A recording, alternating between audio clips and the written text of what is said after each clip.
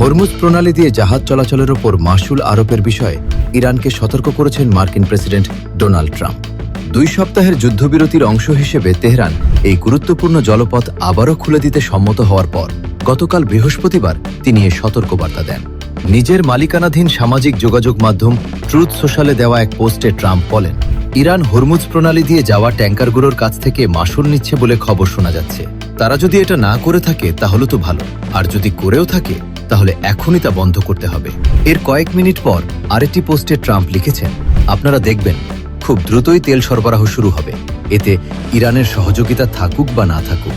অপর একটি পোস্টে ট্রাম্প তেহরানের বিরুদ্ধে অভিযোগ করে বলেন, হরমুজ প্রণালী দিয়ে তেল চলাচলের অনুমতি দেওয়ার ক্ষেত্রে ইরান খুবই খারাপ আচরণ করছে। কেউ কেউ একে অসম্মানজনক বলছেন। ট্রাম্প আরও বলেন, এটা আমাদের চুক্তি নয়। এদিকে বৃহস্পতিবার সমুদ্রপথে নৌযান চলাচল শনাক্তের ভিত্তিতে পাওয়া তথ্য উপাত্ত বলছে, মধ্যপ্রাচ্যে যুদ্ধবিরতি কার্যকর হওয়ার পর থেকে মাত্র 10টি জাহাজ হরমুজ প্রণালী পার হয়েছে। হরমুজ প্রণালী দিয়ে বিশ্বের 1/5 জ্বালানি তেল সরবরাহ করা হয়। যুদ্ধ পরিস্থিতিতে গত মার্চের শুরু থেকে হরমুজ প্রণালী কার্যত বন্ধ করে দিয়েছিল ইরান। গুরুত্বপূর্ণ এ জলপথ খুলে দিতে ইরানকে সময়সীমা বেঁধে দিয়েছিলেন ডোনাল্ড ট্রাম্প।